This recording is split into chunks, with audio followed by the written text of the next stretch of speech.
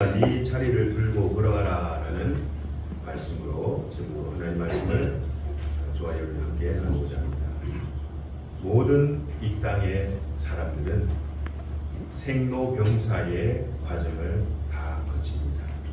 태어나서 나이가 더 늙어 또 병에 걸려 이 땅을 떠나게 됩니다. 이 땅의 무일푼으로 아무것도 없이 그야말로 벗은 몸으로 이 땅에 태어나 광음과 같은 그런 세월과 함께 육신은 점점 늙고 노쇠하여 결국 병이 들어 이 땅을 떠나죠. 그래서 죽음 앞에 모든 사람들은 평등합니다. 가난하든 부하든 많이 배우든 적게 배우든 잘났든 못났든 죽음 앞에 모든 사람들은 평등하죠. 이 죽음이 사람을 다 평등하게 만듭니다. 이것이 우리 인간의 실존입니다. 여러분이 아시는 이 진시 황제도 그냥 불로초를 구하려 그렇게 애를 썼고, 역사상 많은 위대한 인물들도 결국은 다 이 땅을 떠났습니다. 주님이 보시기에 죄인도, 주님이 보시기에 의인도 결국은 이 육체의 몸의 한계성을 다 가집니다. 어찌 보면은 사람이 죽고 사는 것이 백지 한 장 차이다 해도 과언이 아닐 것입니다. 이 삶과 죽음은 평행선을 긋고 가다가 언젠가는 이 두 선이 만나게 됩니다. 때론 생명이 죽음이 되기도 하고, 반대로 죽음의 지점에서 다시 다른 생명을 잉태하기도 합니다.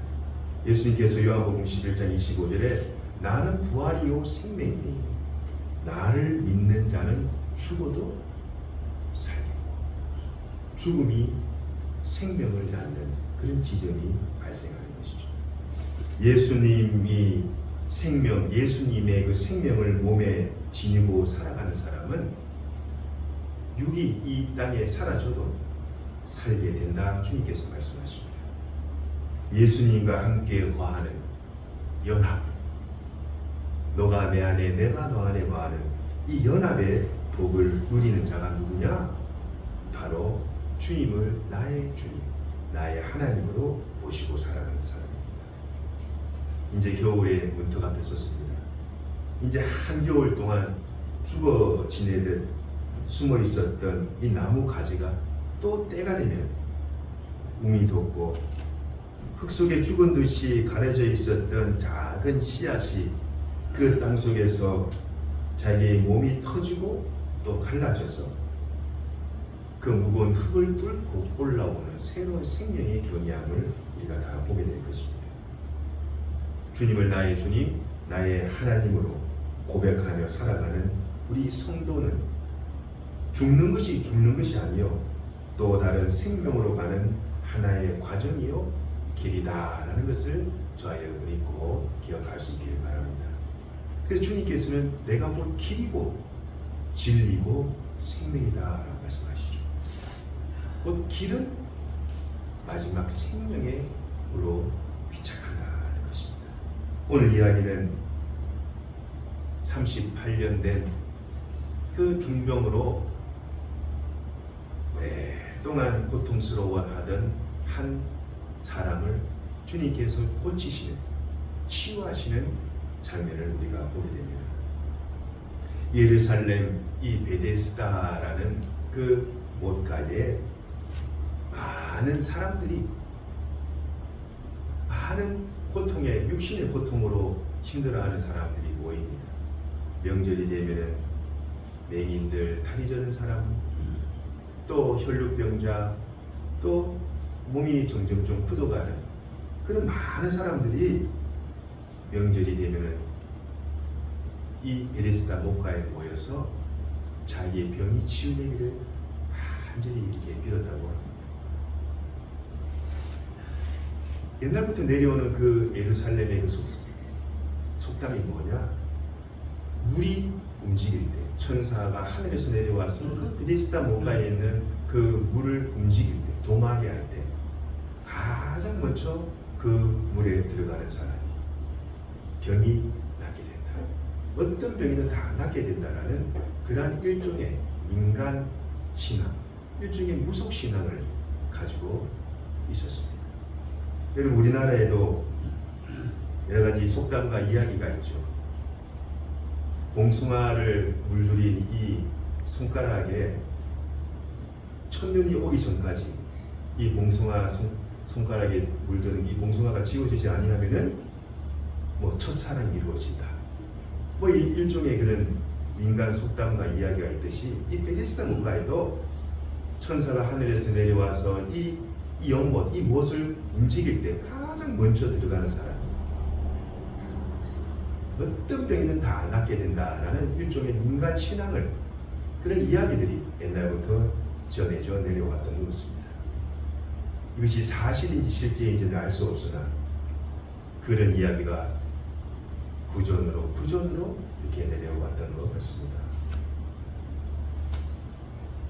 그 6월절 날 그 연못 주위에 많은 사람들이 모여서 어떻게든 이 물이 동할 때 먼저 들어가려고 그 정자 주위에는 인산인해를 이루었을 것입니다.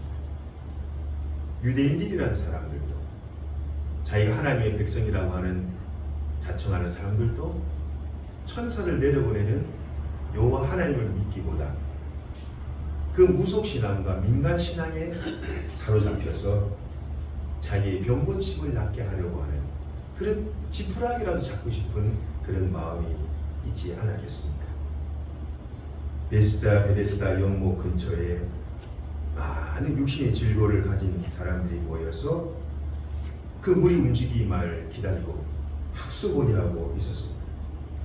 아마 그곳은 질서의 자리가 아니라 혼돈과 무질서의 자리. 물이 동할 때 어떻게든 먼저 거기에 들어가려고 얼마나 그 안이 무질서하고 혼돈스럽고 혼잡하지 않았겠습니까? 그때 예수님께서 그 베데스다의 못가에 오셔서 많은 사람들 중에서 한 사람을 딱 주목하십니다. 그 사람은 38년 동안 수많은 고통과 육신의 질고를 겪으면서 살아왔던 그 많은 사람 중에 한 사람, 이 베데스다 못가에 38년 된 병자를 에게 주님께서 찾아가시죠.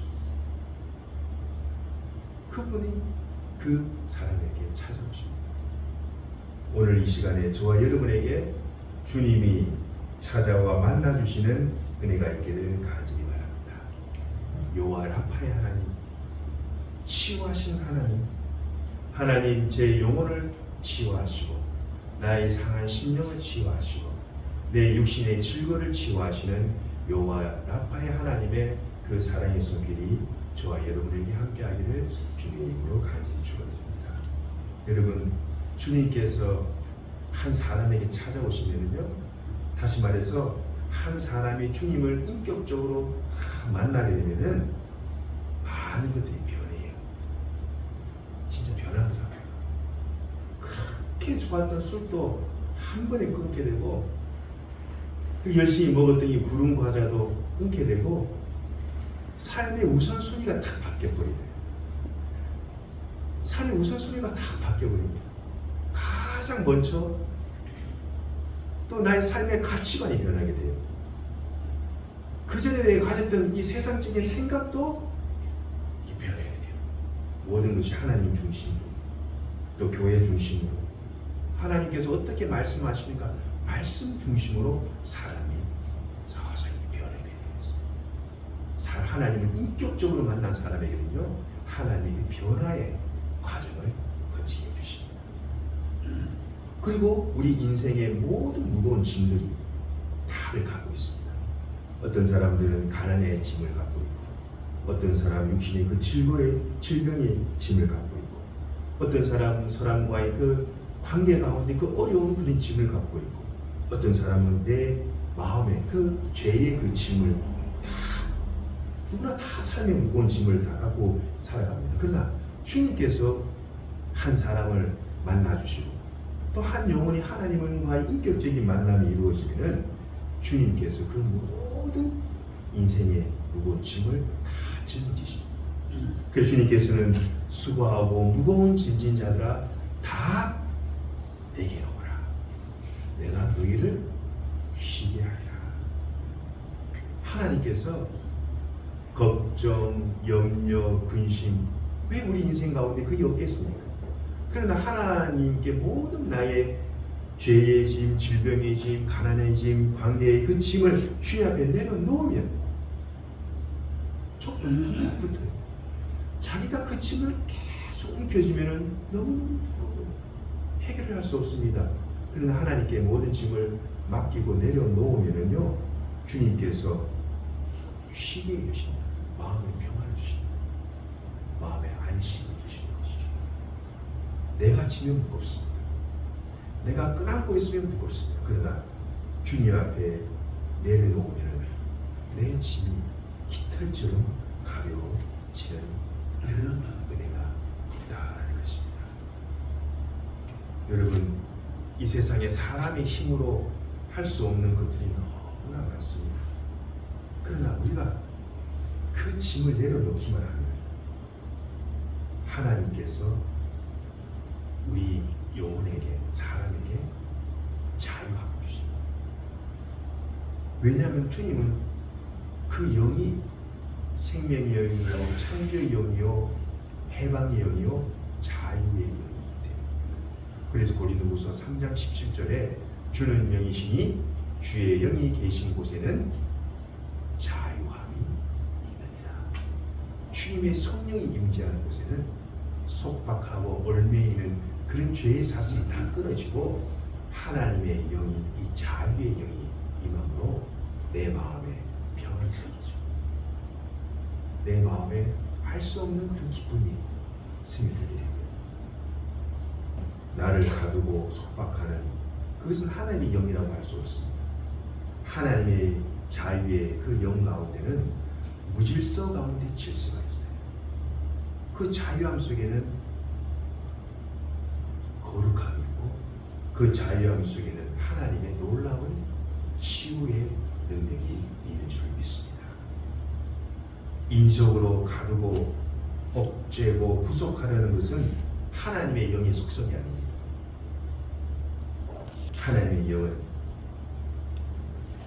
무질서에 보이는 것 같지만 그 가운데 하나님의 질서가 있어요. 우리 말로 뭔가 표현하기가 힘들지만은 그 가운데 영적인 자유함이 있습니다. 그래서 주님께서는 이 38년 동안 육신의 병으로 고생하는 이 사람에게 찾아와서 하신 첫 번째 말씀이 6절에 이렇게 말씀하시죠. 우리 6절을 우리 한번 합독해 보도록 하겠습니다. 시작. 예수께서 그 누운 것을 보시고 병이 벌써 오래된 줄 아시고 이르시되 네가 낫고자 하느냐. 예수님께서는 보시고 아셨어요. 예수님께서는 미리 우리의 모든 상황과 처지를 다 보고 계세요. 하나님 우리를 그냥 무시하시고 문전박대하시는 분이 아니라 예수님은 우리 모든 상황과 처지를 다 보고 계십니다. 그리고 그 상황을 쏙쏙들이 다 알고 계시고 그리고 주님께서 우리에게 오늘 저와 여러분에게 말씀하시잖아요. 네가 그 무거운 짐에서 자유함 아버지를 원하느냐. 네가 그 죄에서 낫고자 하느냐. 너무나 당연한 말씀을 하시죠. 38년 동안 1, 2년도 아니고 거의 40년이 가까운 세월 동안 그 육신의 질고 가운데 있던 그 사람이 원하는 게 뭐가 있습니까? 부귀영화를 원하겠습니까? 단 하루라도 한 시간이라도 이 병의 질고에서 자유함을 얻고 싶습니다. 그 마음 아니겠습니까? 주님께서 물어보시는 이 말의 그 속뜻은 무엇이냐? 너가 진짜 낫고자 하는 그 의지와 마음을 가지고 있느냐? 네가 정말 그런 의지와 마음을 갖고 있느냐? 낫고자 하는 마음이 있느냐? 그런 의지와 희망이 있느냐? 원하는 것입니다. 간절히 원하지만 주님, 제가 그 상황에서는 제가 병을 나을 기회가 없습니다. 기회가 오지 않습니다. 하며 우리 7절에 이 38년 된 병자가 말을 하고 있습니다. 우리 7절 한번 합독해 보도록 하겠습니다. 시작. 병자가 대답하되 주여 물이 움직일 때에 나를 못에 넣어주는 사람이 없어 내가 가는 동안에 다른 사람이 먼저 내려가나이다. 세상 말로 선착순이에요. 선착순. 세상 말로 선착순은 먼저 가는 사람이, 먼저 그 물속에 들어가는 사람이 병이 낫는 거예요. 이 세상의 방식이죠.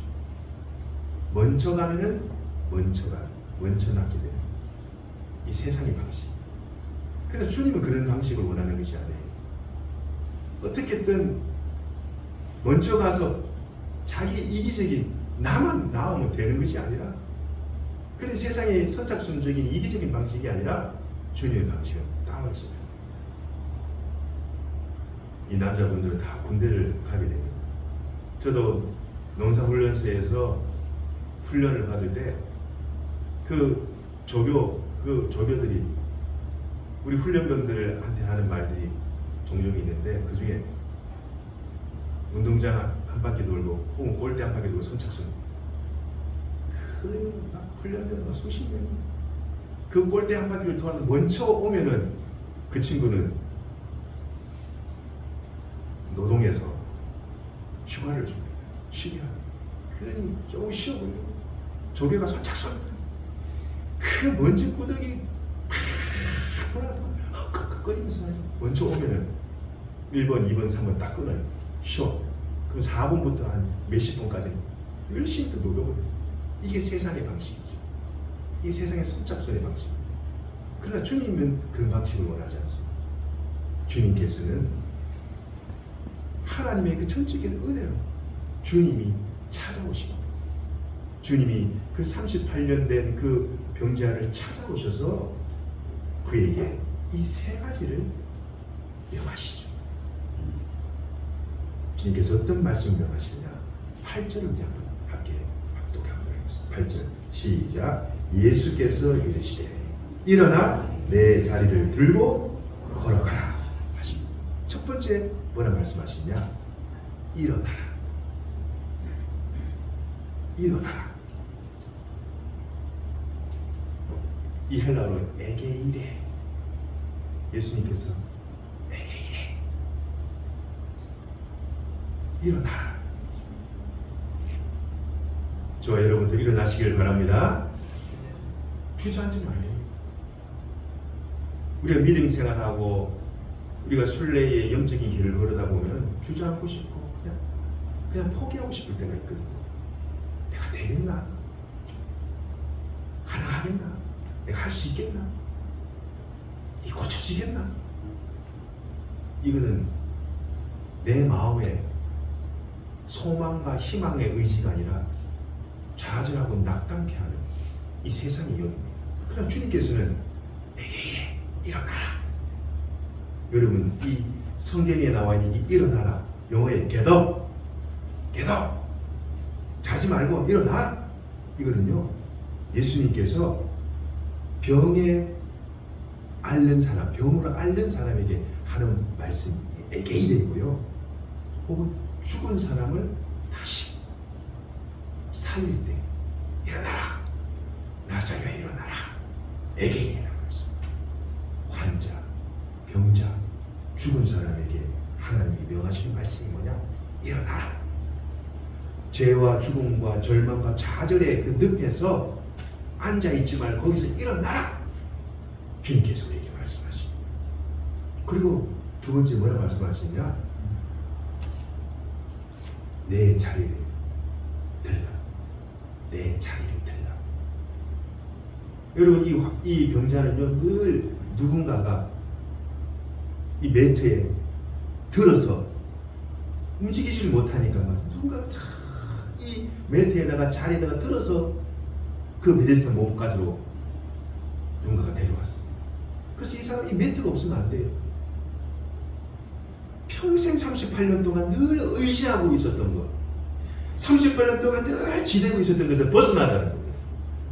그 침상에서 벗어나라. 그 침상이 그동안 너를 운반했느냐? 아니다. 이제부터는 네가 그 침상을 들고 운반하리라. 주님께서 놀라운 획기적인 말씀을 들고 가라. 더 이상 거기를 붙잡고 의지하지 마라.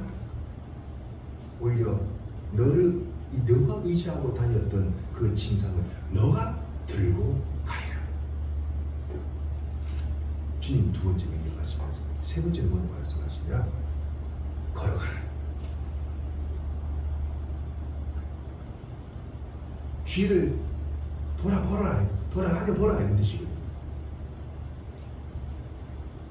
이 가나안인 38년 동안 누워 있었던 사람이 하나님께서는 걸어가라. 에리파테이 일어나라. 걸어가라. 여러분, 주님께서 여러분에게, 저와 여러분에게 걸어가라. 그럼 여러분 어디로 걸어가시겠습니까? 주님께로 걸어가시길 바랍니다. 주님께로 걸어가라. 내가 치유되고 회복되었으니 난 다시 세상에 쫓아오니 세상으로 걸어가는 것이 아니라 나를 치유하시고 내 상한 심령을 고쳐주시고 회복시키시는 우리 주님께로 여러분이 직진하시기를 주님 이름으로 간절히 축원드립니다. 주님께서 일어나 들고 걸어가라 라고 했을 때 주님 저는 못해요. 저는 38년 동안 누워있었던 사람인데 무슨 갑자기 하나님께서 이런 명령을 하십니까? 저는 못해요 하지 않고 이 병자는요 주님 말씀대로 순종하며 일어나 버렸어요. 걸어가 버렸어요. 들고 가버렸어요. 여러분, 주님이 말씀하시면 그 말씀에 따라 순종하시길 바랍니다. 그리고 믿음으로 저와 여러분이 반응하시길 바랍니다. 그리할 때 하나님께서 역사하십니다. 하나님의 놀라운 신비를 경험하게 될 줄 믿습니다. 말씀을 맺어야 합니다. 세상을 말씀으로 창조하신 하나님의 그 말씀은 그 말씀 자체로 살아있는 능력이요 힘이요 믿습니다. 말씀으로, 말씀의 그 칼로 하나님께서는 이 영육간의 질고의 그 환부를 드러내십니다. 또 그리고 치유하십니다. 하나님께서 그 메시의 칼을 들으셔서 그동안 육신의 질고에서 해방케 하시고 자유함을 주시고 우리에게 놀라운 은혜를 경험케 하실 줄 믿습니다. 그러므로 말씀을 통하여 주님이 주시는 그 말씀을 통하여 하나님과의 깊은 인격적인 만남이 이루어지기를 간절히 바랍니다. 그리고 주님께서 고쳐주시면 늘 감사하시길 바랍니다. 그리 아니하실지라도 늘 감사하시고 사는 자에게 하나님께서 놀라운 일들을 행하실 줄 믿습니다. 오늘 지금 우리에게, 저 여러분에게 말씀하십니다. 일어나 네 자리를 들고 걸어가라.